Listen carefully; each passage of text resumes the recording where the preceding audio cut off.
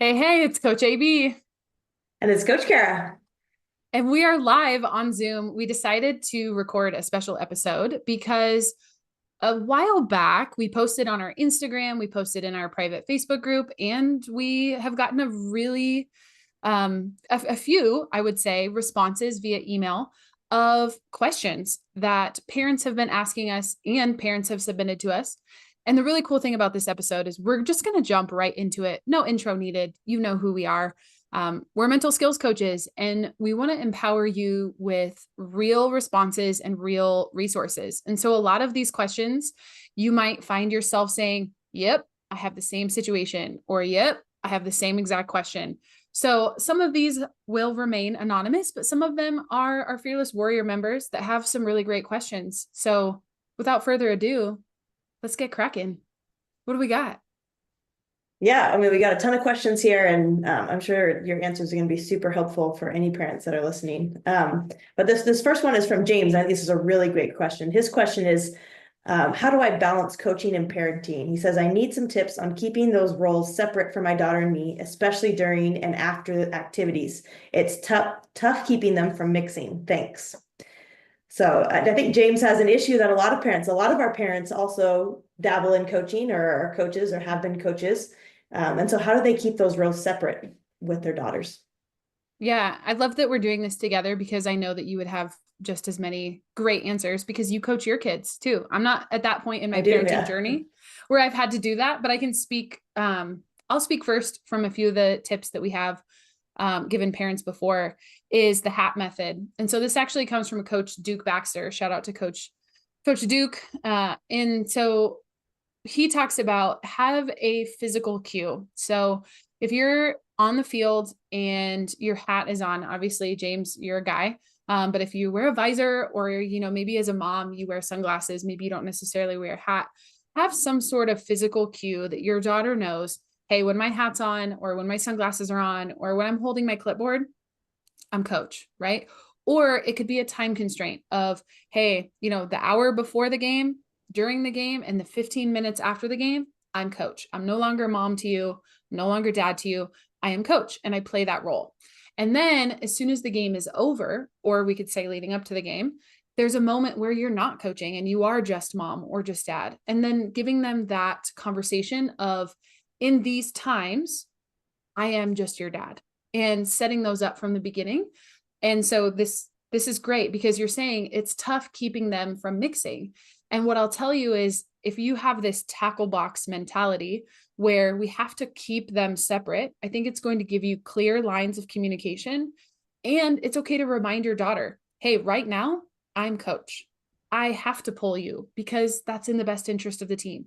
It doesn't mean I don't love you, but right now I'm coach. And then afterwards in the car, you could say, hey, now I'm dad. I get that you didn't want to be pulled in that moment. I thought you did okay. I'm here to support you. I get why that would be frustrating.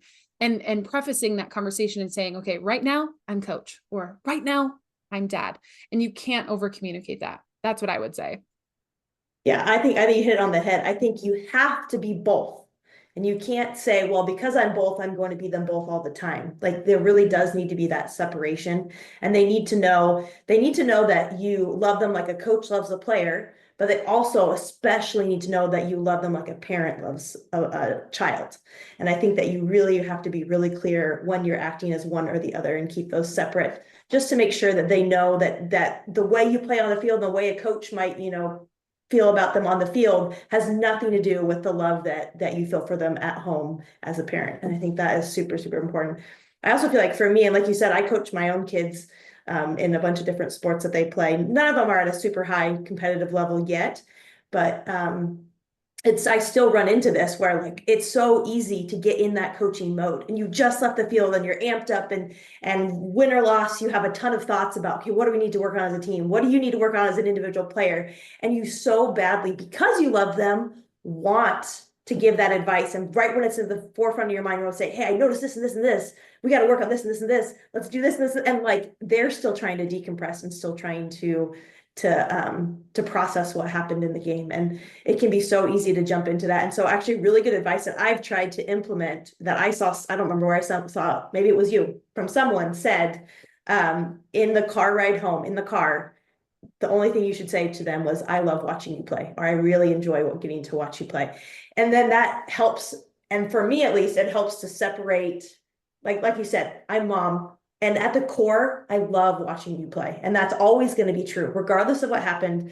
And then that also lets them kind of call the shots. And that's what I've kind of noticed. I can say, I love watching you play. And sometimes that leads to them saying, yeah, but I'm frustrated with this and this and this. And then maybe as a mom, I can then, try and help them reframe or think about things differently. Or a lot of times they'll just be quiet or be like, great, cool, I'm glad. And then I know that that's kind of like the signal of like, I don't really want to talk about this. I'm not ready to really share with you right now. And so I think, like you said, leaving that space and allowing them to kind of dictate, and then you keep it separate and then let them kind of dictate. When your mom, stop being coach for a minute. Which is Just so because hard. you don't have that one conversation in the car does not mean that they're never going to get that problem fixed or come back to it. In fact, they're probably less likely to want to address things, especially in those moments right after a game when they're still trying to process too. So giving them that space and keeping those roles separate, I think, is super vital. Which, guess what, James? You're the coach, and coaches get to make the practice plan. So if she doesn't want to talk about it, you just put it in the practice plan for next week, and then everybody gets to work on it. So good. So these are a mix. I'm looking at we have a sheet. We're going to keep rolling. These are a mix of athletes and parents. I forgot to mention that at the beginning. So we also had some athletes submit some really good questions. Yeah. I mean, this first one from Reagan, this is a universal experience. What do you do if you start to feel nervous? She says, my goals are to start hitting more consistently and to be able to be a reliable player to get on base and be in the lineup. I really would like to play in college. I just feel like the work I'm putting in lessons are not translating to the game. What do you do if you're starting to feel unmotivated to get back to working? I recognize that I'm getting nervous, but the lack of success is hurting my confidence and motivation. So nerves, a universal experience from every player ever. Well, the first thing I would say is recognize it, right? And I say this on coaching calls all the time. It makes sense why you're nervous. We're playing a really tough sport with a big round yellow ball that happens to be hard. Hard if it hits you, hard to hit, hard to field. Like, we just play a tough sport and we want to perform. And then if you add that layer in of like, Reagan, I want you to play in college. But when we start focusing on, I have to perform, I have to play in college, it's actually not the physical skill. We just talked about this on the Warrior call recently for our members, is behind every emotion. The way that I want you to think about this, and we're going to go a little deep here for a second, so you guys get some free coaching. The way that I want you to think about this as a player and as a parent is that we cannot reframe the emotions. It's the thought behind the emotion. So think of this as like your check engine light. When your check engine light comes on your car, now again, I'm probably speaking to athletes that may not be driving yet, but if you were driving, I hope you would go get your car checked out. If the check engine light goes on, we don't panic. We go to a mechanic and we can figure out what is causing that code to trigger. It could be something really simple like, oh, my check engine light is on, I need to refill the washer fluid, or I have a low tire.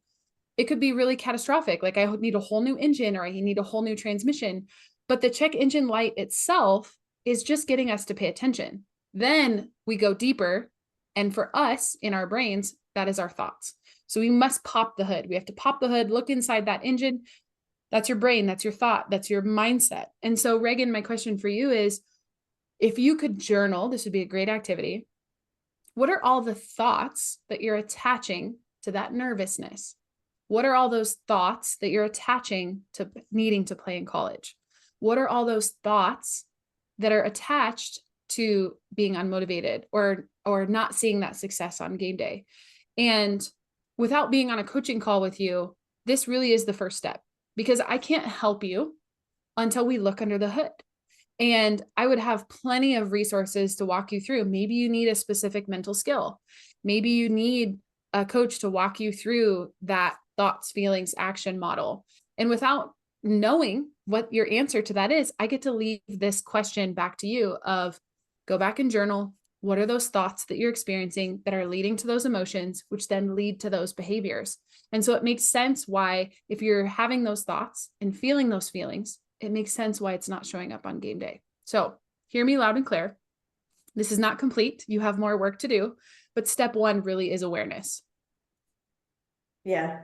I think that's super key. It's that whole idea of like, you just got to know why your brain's responding the way that it's responding. Like you got to understand the cause, the root cause.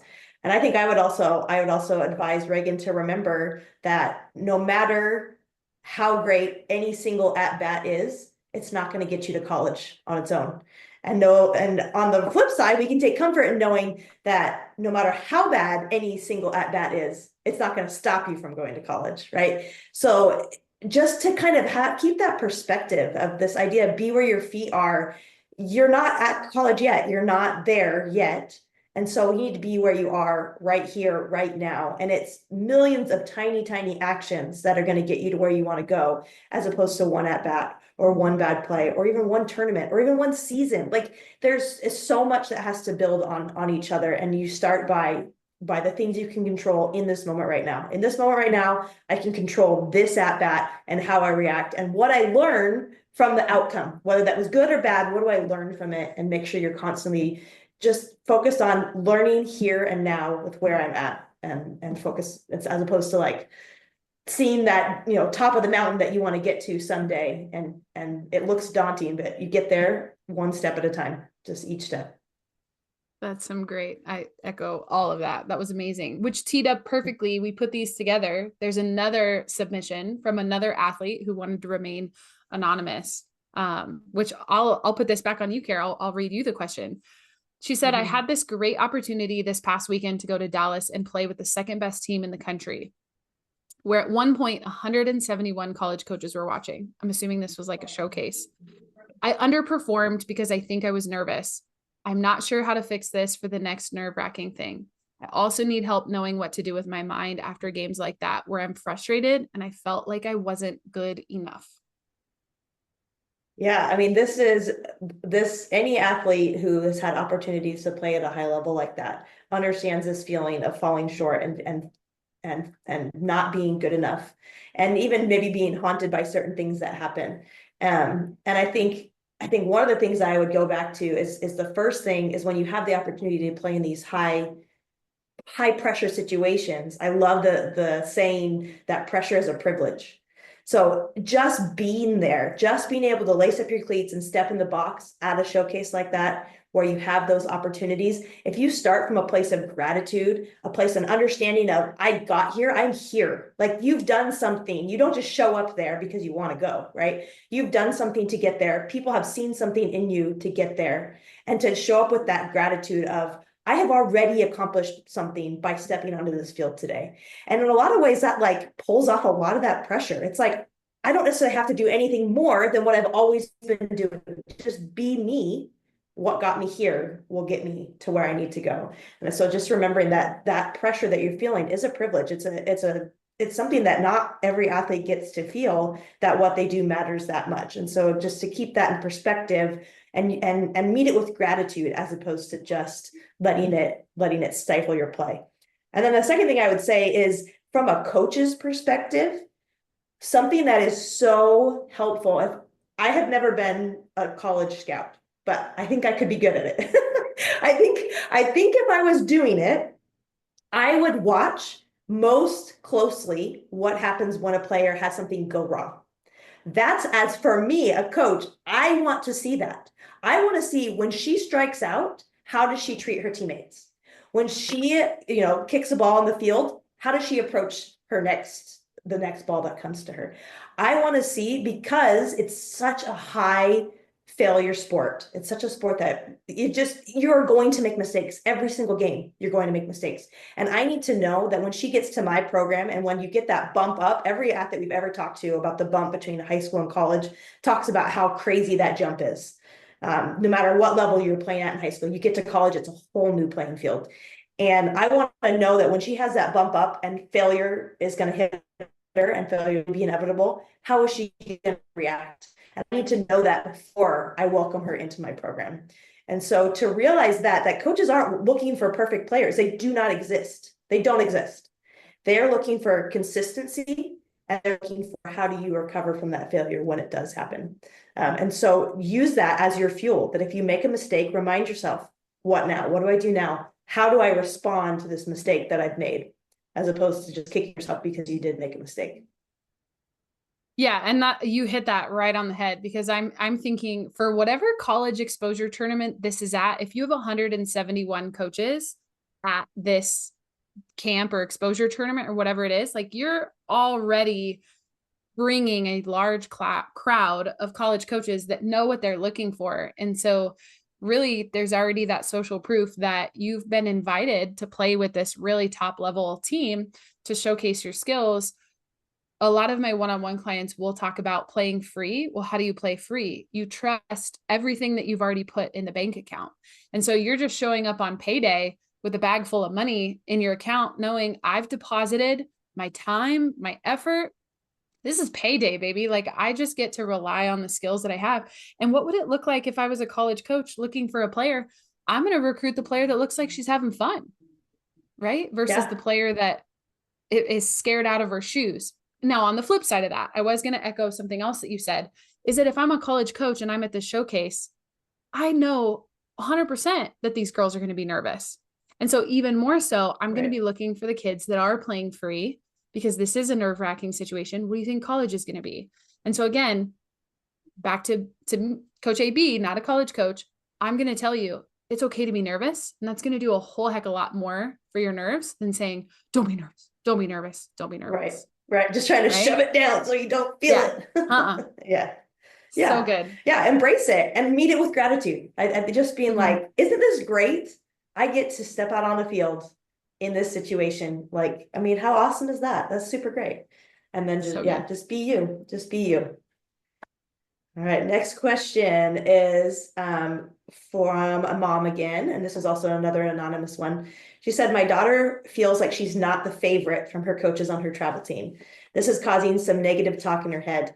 How, as a parent, do I help her through this? I tried to ask what the feedback that was being shared from coaches that added to her negative feelings. She said coach sighs a lot, gives and sounded like bad body language.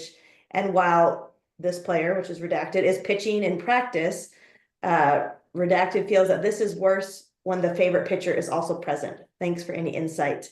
I think she may need to approach the coach herself. So this is the insight. So if you're not the favorite, or if you feel like for whatever reason coaches don't like you, how do you deal with that? Oh, I got this. I am going to show you behind the scenes of one of my biggest failures. As a high school coach, I coached at the high school level for 3 years. And you all know me now as the hype girl, the girl, you got this. As a head coach, sometimes I would go into those meetings. And now I'm not talking about the size and the ums and the ughs, but sometimes when your coach gives you negative feedback, we're not sugarcoating it. And so if this is the first time that your daughter has been on a high school team versus a travel team, travel coaches don't have to give feedback. They go immediately into development. So before I became a high school coach, I was a travel coach. Well, if a girl was quote unquote not performing or sucking at a certain skill, I got to work with that athlete one-on-one because of the numbers. I had 12 to 14 girls on my travel team. And so if she was struggling with her backhands or she needed help with pitching, I could immediately help her in that moment. High school is a little bit different because you have larger roster sizes. And I remember my first year coaching, we had to cut like 5 players because we only had 30 jerseys. And so when you have 30 girls on a JV team and a varsity team, you have to have these player meetings and you have to just cut to the chase and say, you're not where you need to be with pitching. You're not where you need to be with hitting. And I know this probably isn't the answer that you want to hear, but your coach isn't trying to be mean. This is where I made a huge mistake. And I've talked with you about this a lot, Kara, is like, if I could go back, I would praise more and I would give that constructive criticism a little bit softer. And I think coaches aren't educated. They don't know what they don't know. And if I could go back and coach high school, knowing what I know now about mental skills, one of the very first things we teach in the program is what bucket are you asking your support system to fill? And I think too often we send our daughters into the high school arena hoping that their coach is going to fill their love and butterfly buckets. And it is not the case. That is not the head coach's job. The head coach's job is to put together a competitive starting 9, whether any sport, right? Starting 5, starting 11, starting 9, The coach's job is to look at it from an analytical perspective, put together the best chance of success. And there's probably not going to be a lot of sugarcoating and a lot of praise and a lot of love. I made that mistake. And so I'm going to give your coach a little bit of slack. And maybe your coach is not good at hiding her body language, his or her body language, if they sigh or give us. On the other side of this is that we also have to recognize that our daughters are preteens and teens. And so the question I would have with your daughter is, what is true? Now, has your coach said, you suck at pitching, you're never going to see the field, right? Some high school coaches will tell you that. And so we have to play curious and say, what is true? What if your coach has actually said? And it sounds like you've already started that conversation. And so the more that you can kind of support your daughter and bring her back to, well, what is true? What has your coach said? What are your goals? What do you want to be true? Do you know that you're a good pitcher? And can you rest on that? Because if we're waiting for our coaches to fill that love bucket, the other mistake that we make is we're waiting for our coaches to fill our confidence bucket too. And that's not their job. Our job is to come to practice with our confidence bucket full, trusting our own abilities and not relying on the praises of outsiders to know our worth. So I hope I answered that. I answered that from two perspectives of like, your coach is just being a coach. Yes, coaches are humans. They make mistakes. They probably have sighed or given an ugh. But then on the same coin, recognizing your daughter is a teenager, their mind is going to amplify that insecurity for them. Yeah, you search for what you believe, right? So you're looking for, so if I believe I'm a lesser pitcher, I'm going to search for evidence from all the people around me that confirms my suspicion or that confirms my thought. Like that's what our brain does. And so if you're looking at everything through the lens of my coach thinks I'm a lesser pitcher, you're going to find evidence to support that. And if you can change or at least reframe it at least a little bit in your mind to maybe, I don't know what my coach thinks of me as a pitcher, or I know I'm a good pitcher, then it can kind of help sift through all of those different things.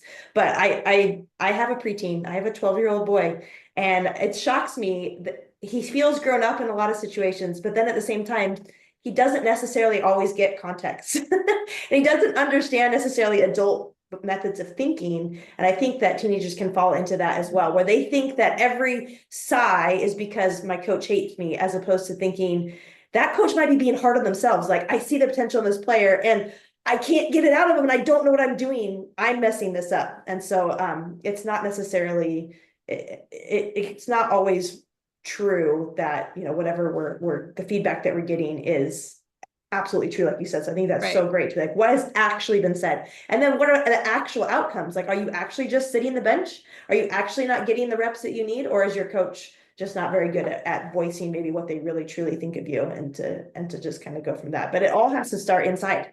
What you believe about who you are is what you'll look for in the world. And so if you can work on what you think about yourself on the inside, it'll help a lot of that from the outside. And then the other thing that I always thought about as a high school coach myself was the kids that I saw the most potential out of were the ones I coached the hardest. And I did not let those things slide. Kids that had a ton to work on, and I didn't think as high of a ceiling, it was not in my best interest to spend 1 million hours telling them the 8 different things that they needed to change about their swing. Like, that's not going to help us get that much better. But the kids that like already had it and just needed just the little tiny tweaks, I'm going to be on them every single time. And I'm not going to let them slide on those little things that I know will help them get so much better. And so you also have to keep that into perspective too, that the kids that the coach sees the most in are the ones that get coached the hardest. And that's just, whether it's right or not, I don't know, but that's just typical coach thought process as well. Yeah. And I'm looking at the question again, and I realize I may have blubbed on that because of my situation, but this is for a travel team. But regardless, it still rings true, whether it's a large roster, a small roster, a travel team, a high school team. I think going back, supporting as a parent, to echo on what you're saying too, of like, challenge them. What evidence do you have to support this? What is your evidence? Yeah. And oftentimes I think you'll get them in a, well, they didn't actually say that. I'm just thinking that, right? So yeah, hopefully that's helpful. Yeah. And also at the end of the day, like, a conversation with a coach is super scary for a kid. Like, I get that, but like, the coaches, I have never met a coach that didn't want to help their players be better. Like, I don't think you coach if that's not what you're actually out for. Like, they want to help your athletes. And so if you can go to them as an athlete and say, what do you want me to work on? You don't have to talk about like the past or what you're perceived of how you feel like the coach feels about you. You don't have to bring that up. But if you come to the coach sincerely saying, what do you see that I need to work on? What do you see? How do you think I can get better? That might even change enough in the coach's mind of it, knowing how you are approaching the game and that you are serious and you want to get better, can also maybe help that relationship heal a little bit if there is actual problems between you and the coach. So going one-on-one to the coach, asking for feedback is also a really great way to show that you're bought in, you're ready for coaching, you want to get better, and can help solve some of those problems as well. That's a great one. How did we organize these questions? Because these are just teeing each other up Just one perfectly. after the other. Okay, so we have a coach, Coach Mallory. What is your favorite episode or resource for a 12U coach to use with her team about choosing confidence? All the pieces are there, but they just don't trust themselves. And everyone keeps saying confidence will come. Okay, I got this. I got this one, Amanda. This is something that I'm super passionate about, and most of you probably know that recently in the new year, I got moved over to be director of our team performance at Fearless, and I have loved getting to work with teams, and I think this is the next great revolution that's coming in our sport and in all sports, in softball and across other sports, because Amanda, you know this, other sports are also very near and dear to my heart. I think every athlete, every team ever needs our team curriculum that we have right now.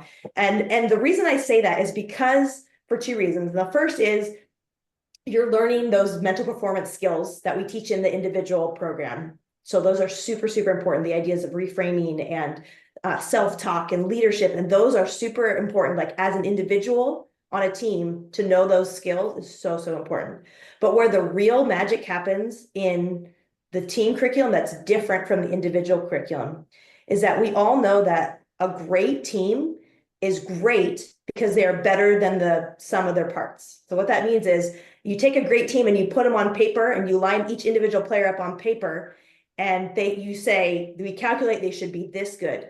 But any truly great team, there's a gap. And somehow they should be this good, but somehow they've exceeded that expectation of what the individuals should be able to do. And that's the power of a team, of a collective coming together, bonding together, and then performing beyond their previous limitations. And I think that anybody that's been a part of a team like that will tell you that there's something different. There's something extra that is binding that team together, that is putting them all on the same page. It's a lot of times it gets described as a sisterhood or a brotherhood, that they are like family, that then you go to battle with and you exceed everybody's expectations with. And the team curriculum, what it does is it takes those individuals, teaches them mental skills individually, also then bringing them together as a team and learning about a team as a whole. And so now not only do I know what my goals are and how I'm going to reach them, I know what my teammates' goals are and what she needs to do to reach them. And I know what our team's goals are and what we all need to do to reach them. And then as a result, we are now bonded together in this struggle. We all understand each other in a way that we didn't before. And these are all trainings that take place off the field. It has nothing to do with taking grounders or taking batting practice. It has nothing to do with batting order or lineups or strikeouts or any of those things that we think matter so much in softball or other sports. And instead, it's moving us off the field. So we do off the field work where we connect as a team, as human individuals, and connect together. So then on the field, then we can exceed even a level of our training. We can exceed what we should be doing on the field because we're connected so well off the field. And so for this 12U team and any other U team in any other sport, and this is what, as you look to the upper levels, the upper echelons of every sport, you'll see that this is the major change that is happening across all levels, across college, across the best high school programs, across the best national team programs, Olympics. All of these people are putting more and more time into mental training outside of their sport as a tool to be able to help them perform in their sport. And so I would say the team mental performance training that we have going right now is a super, super valuable tool for any team to use to be able to get their team that next level that they need to really come together and to find confidence within themselves and then within each other, and to play better. Well, and you've used the analogy of puzzle pieces, right? How many times have we had conversations with coaches where they're saying, the pieces are there, the pieces are there.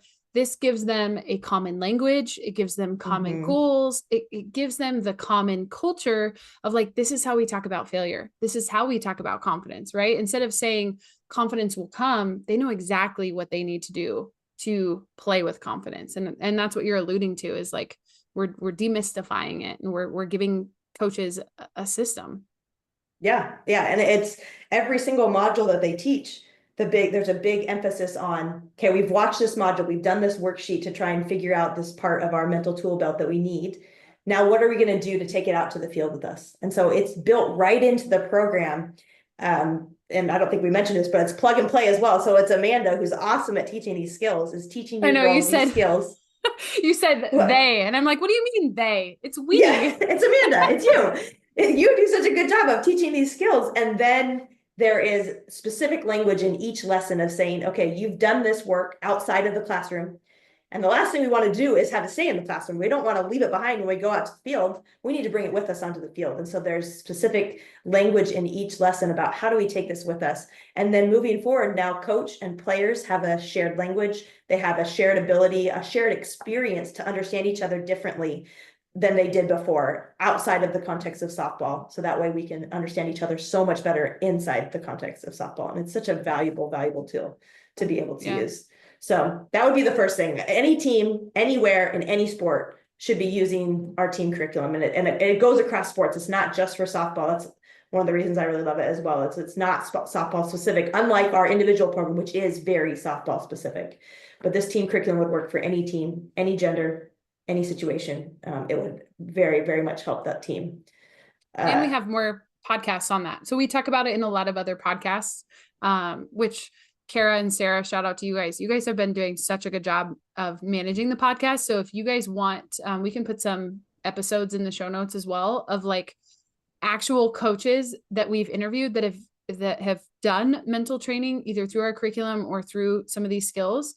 And then we did our mindset myths busted. I think you have this in here, episode 68, confidence is not a feeling. So whether it's our curriculum, whether it's our podcast, like there are so many resources that we have for you guys to start to talk about this with your team. So I love that, Mallory. Yeah, here, I'll ask you the next question since I feel like I just like jabbered on forever. I'm just so excited about that team curriculum. I just can't get again. Well, that's why you're in that role. I love it. This is a question from Kimberly. She says, I need to know how to teach my daughter the mental side of the game. She tends to just shut down when things get hard. She's a lot like me. And because she's so talented, she thinks that everything should come easy right off the bat. She's very emotional, so she takes a lot of things personally. I just don't want her to miss the chances I know she has. She could be so great if she could just master the mental skill of the game and life. This is so good. And Kimberly, I'm so glad you submitted this question because you're not alone. And that's the first thing I'll tell you is a lot of the times there's a hesitation because the athletes will think, oh, well, my mom signed me up for this, that it means that something's wrong with me. And again, like Kara, you've mentioned in this episode already of like, this is the upper echelon. Like this is what elite teams are doing. At the time of us recording this, the Masters just finished up and Rory McIlroy, literally there's like my whole algorithm is all of these amazing videos of him talking about mental skills. And like, he just won the Masters. He just won like $4 million and got his grand slam. Like he's won every single major US Open and he's talking about these mental skills.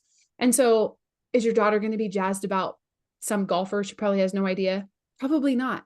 But I could give you so many amazing examples in her sport of, you know, Jenny Finch and Kat Osterman and current players like Halo and all of the girls that have been in our mentorship calls where like we literally bring in, Jordy Ball, where we've brought them in and said, like, what is your mentality? And then mental skills just becomes another tool in her trade. And so The advice that I would give to any parent listening to this, if you're considering mental performance training, whether with us or any other resource, is if you're going to invest in mental training, treat it like any other training.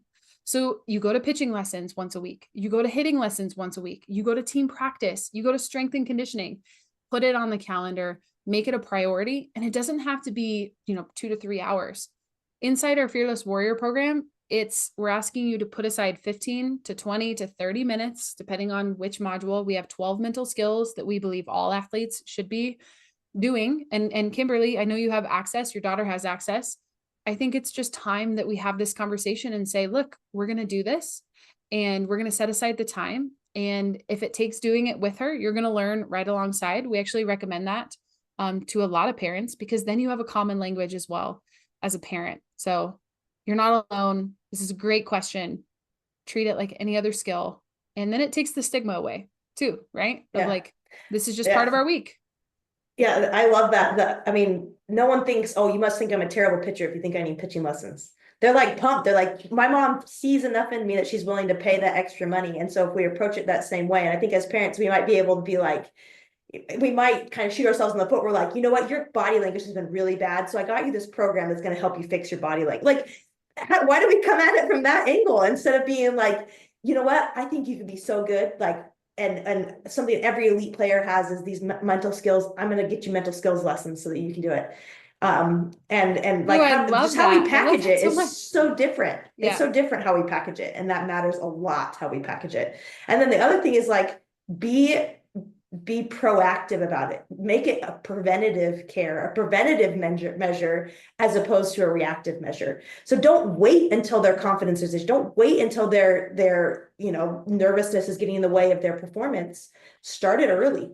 Get it in their tool belt. Get them started on these skills before they run into these issues, because they're coming. They will happen. It's not a matter of if, it's definitely a matter of when. So the earlier you can get them started on, and it's just reps, it's mental reps. We're getting these mental reps in. So when these issues arise, then you've got these tools to address it, as opposed to like, well, now that you are striking out all the time, right? Like, we really need to do something about it. That's awesome that you bring that up. I don't know if I've told you this, but I have mentors of mine that work with colleges. One of my greatest mentors here in Nebraska, he works with like LSU gymnastics and like Olympians, and has worked with Nebraska volleyball, like multi-national championships.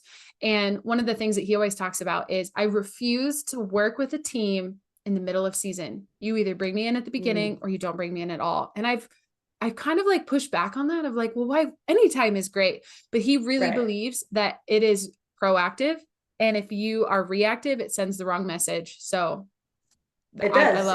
It stigmatizes it. It makes it seem like there's something wrong with you and now we're going to fix it, as opposed to let's do this to get the best out of you that we know is in there. Yeah. I think that's so good. Yeah. Well, so these last two are very similar, and for sake of time, we might have to combine them. This is from a mom that emailed from an Instagram post on, I had posted a semi-viral thing that apparently was very controversial about playing high school versus club. And I love what she said about this. And it's not really a question, but the next one is a question. So she says, so many kids and parents are so used to having their spot set in club ball, and not even just for the season, but for years. So when they get to high school, it's like, don't you know who I am? And they have 5 of you. So the depth chart is really steep. People really don't like it. Whereas my kids have never had a set spot on a club. So high school was a new opportunity where the field was actually more fair for once. A lot of people have been set and don't realize how hard it can be until they hit high school. And I just had to include this in today's episode because there's so many people that complain about high school. And there's one of 2 ways that this goes. Either your high school in the area is like lower level than what your travel is, but college coaches really want to see you play on your high school team. Or the other is your high school is really competitive, like this mom's situation, where the high school is even more competitive than club, because now you have like 3 gold teams and 3 national teams and all the other teams that are converging for 9 starting spots. And it's really competitive. Again, college coaches want to see that you're willing to compete for a starting spot. So the more you can help your athlete in those environments to not allow their coaches to affect their confidence, go into it trusting their training, they're going to be so much better facing this and dealing with depth charts and difficult conversations and not getting playing time. That is so great for their development, because if they want to play in college, guess what? A very large percentage of college freshmen sit the bench. Yeah. Wish somebody would have told me that. Like, I was like, oh, I broke all the records in my high school, I'm going to march right in and be amazing. No, I got my rocked. Like, my freshman year was horrible. So it's like, why not give them that exposure now? Yeah, I think as a society, we want to fast track success. Like we want to be like the best now and always. And I think we lose a piece that we can gain from sitting behind somebody and not, instead of just resenting the person that's playing in front of us, or regardless of if we think it's politics or whatever it is, there's probably something we can learn from that person. And what are we losing out on learning from that person while we sit behind them? Or what are we missing out? Are we taking the reps the same way we would have if we were playing? Like, I think that's a great mental skill to have. If you can treat every rep like a game, knowing you're not getting game time, you're getting game reps by not playing in games. Like, so if you just, everything is an opportunity, and we can learn from every situation that we face in life, including not playing when we think we should, or even not playing when someone else is legitimately better than us. We can learn something from that interaction and take things from that. And I don't know what exactly my high school coaches did, but I felt like there was a great culture of mentorship in my high school programs, where this idea of the upperclassmen mentored the underclassmen. So if you had a girl you were playing behind, she like wrapped her arms around you and really like showed you the ropes, and this is how we do things, and this is the right way. And then it was your turn when you got to be in that senior position to be able to turn around and do the same thing for the underclassmen. And once again, not a college scout, but if I was looking at athletes in a high school, regardless, I could care less how much that high school wins. Honestly, that doesn't really matter to me. What matters to me is how those players interact with each other. And if I see, most of the time, if a coach is coming to look at you, you're probably a junior, maybe a late sophomore year. I mean, it's later on when they come to start looking at you. And so by then you should have probably worked your way up. You're probably not still sitting the bench if they're coming to watch you. And if I can see her mentoring girls younger than her, if I can see how she treats girls that are playing behind her, and how if she wraps her arms around her, like, that is super, super valuable. So sitting the bench for a year or two to really get your grasp on how do we do things the right way, and then really then trying to project that and create a program that mentors and strengthens each other, I think is super valuable and looks really good to coaches as well. And in the recruiting process, you're going to be able to speak to that, right? A coach is going to say, oh, hey, I see you were a 3-year starter, a 2-year starter, a 4-year starter. You're going to be able to tell them like, hey, I had to work really hard for my starting spot. Or my high school wasn't as good, but I mentored. Like, you can, it's like any job interview, you can use it to your advantage. Which totally relates to Erin's email as well. Do you want to read that one? Yeah. Erin says, good morning. I know you're a busy woman, but I could use your mom advice. My daughter is redacted. She came to camp this last summer. So she came to our Fearless Warrior retreat. She goes to a small private school and is going into it a little hesitant because the level of play is not as competitive as her travel team. It's early, which I keep telling myself, but I'm already seeing her frustration with both the older girls and coaches that are draining her enthusiasm and leaving her deflated. I am caught between knowing she needs to be able to adjust to new players, new coaches, and their style of play, and the thought she's only 14, how much should she have to adjust? When do I know the difference between stop, you're being overprotective, and you need to pull her out before they ruin the game for her forever? Do I just need to listen to her frustration while singing Let It Go in my head? Help me control my mama bear and just be a background support to my daughter and not a crutch that just wants to fix it for her. Thank you for just being you. Oh, this is so good. And this is like truly best for last. So Erin, thank you for submitting this, because again, you're not alone. And I guarantee you, if you're listening to this podcast right now and you're a parent, you're like, yeah, like, do I be that overprotective parent? How do I solve her problems? I don't want to have to solve her problems. It's a really fine line of letting them problem solve versus wanting to fix it for her. And I get why you guys want to fix these things. And it's tough, right? Because high school is a different beast. It's different than what they're used to in travel ball. And if you've heard us loud and clear, that's a good thing, right? So the the really cool thing is this was my response to her from email. I actually copied and pasted this directly. I said word for word, this frustration is all caps good. Now, while I don't have all the context, one of the things you could ask her, one, what is within your control? What's within her control? Whether that's reps, whether that's her attitude, whether that's her effort, is she showing up on time, right? Two, what lessons or areas can you improve on this season? Is it specific mechanics? Is it a new position? Is it stretching her leadership skills? So it sounds like this is a high school team that would be on the ladder of maybe they're not as competitive, but there's still ways that you can leverage this to improve specific to her. And number three, always validate her emotions. So this would sound like, I understand this is frustrating for you, and I totally get why it would make you feel this way. And I wrote in the email as well, I should have led with number three before addressing any of the other things. So when you speak to her, flip that order and emphasize first that her emotions are valid.